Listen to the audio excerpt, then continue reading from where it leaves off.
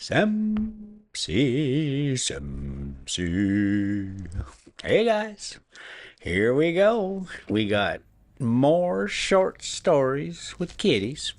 Today, we're going to continue on with the Hammer Park Burglary. Burglary. That's a tough one for me, but I will bend it out for you every time. All right. So the last time in this, we just met, I guess was probably the main guy. We're calling him Mr. Watkins.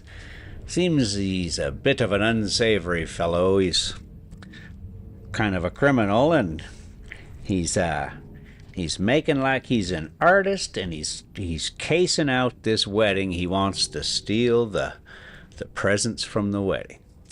So we're going to pick it up where he's in the bar with some other folks, and they's artists, and they're kind of running a few questions past him, and it doesn't quite add up, this guy. So he's already stumbling a bit. Okay, here we go. Towards sunset next day, Mr. Watkins, virgin canvas, easel, and a very considerable case of other appliances in his hand, strolled up the pleasant pathway through the beech woods to Hammerpond Park, and pitched his apparatus in a strategic position commanding the house.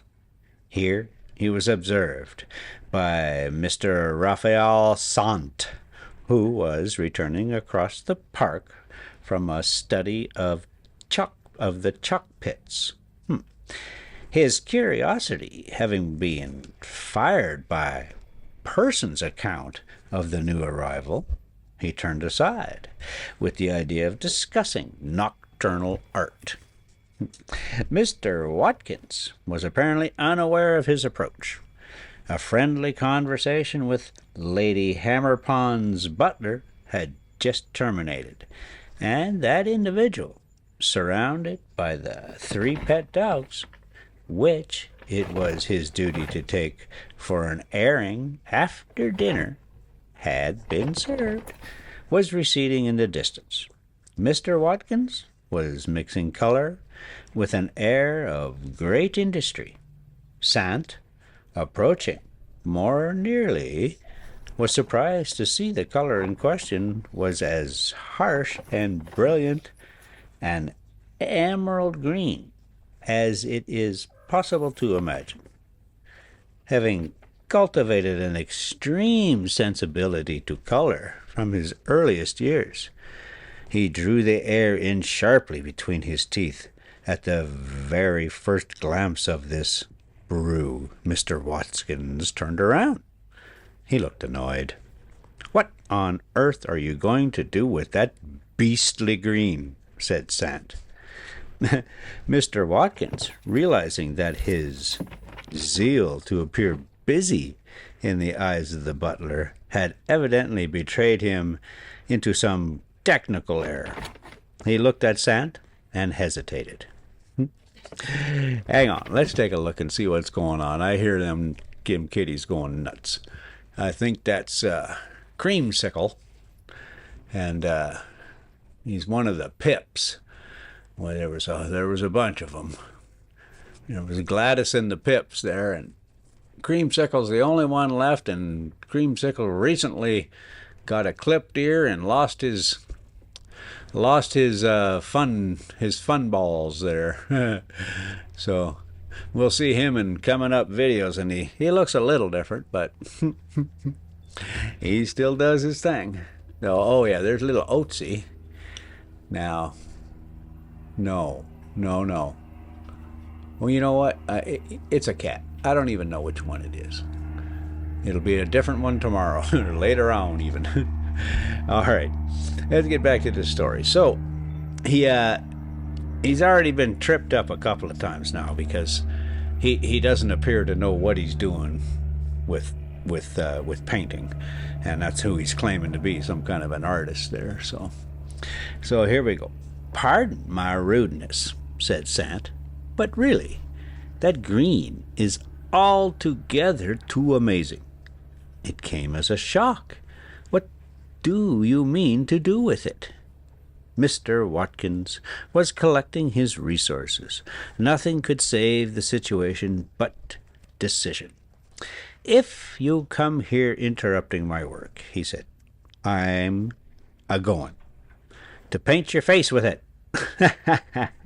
Sant retired, for he was a humorist and a peaceful man.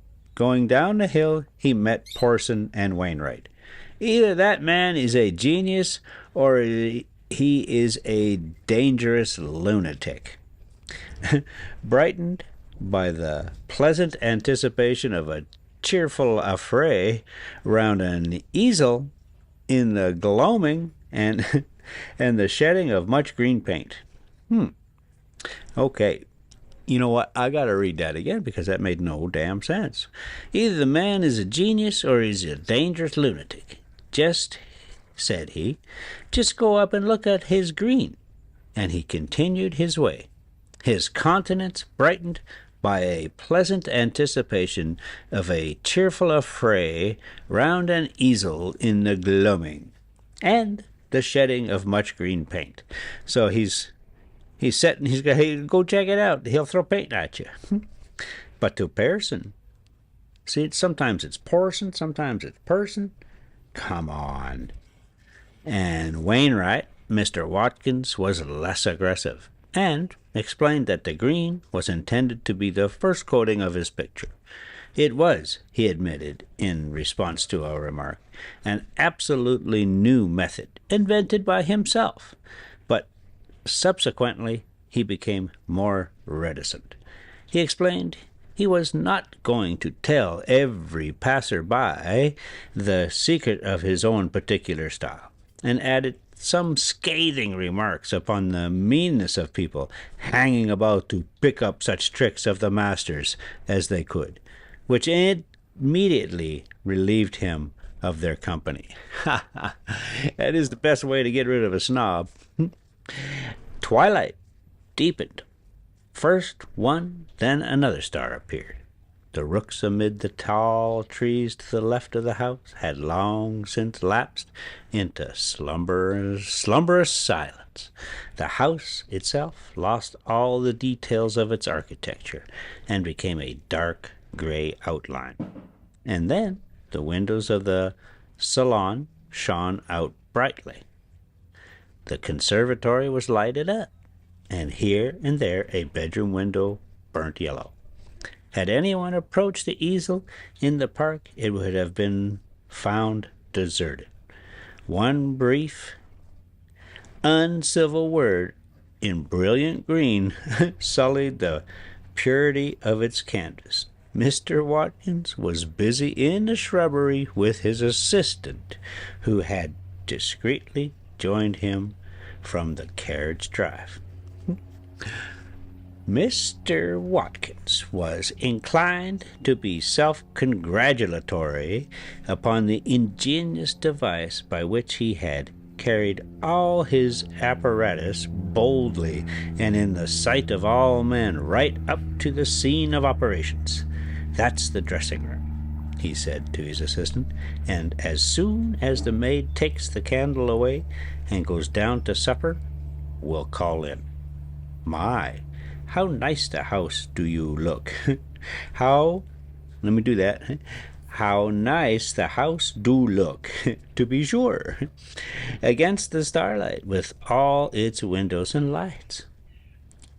Chopin, Jim, I'm almost wish I was a painter chap.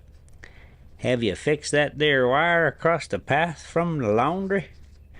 He casually approached the house until he stood below the dressing-room window and began to put together his folding ladder. He was much too experienced a practitioner to feel any unusual excitement. Jim was reconnoitering the smoking room. Suddenly, close beside Mr. Watkins in the bushes, there was a violent crash and a stifled curse.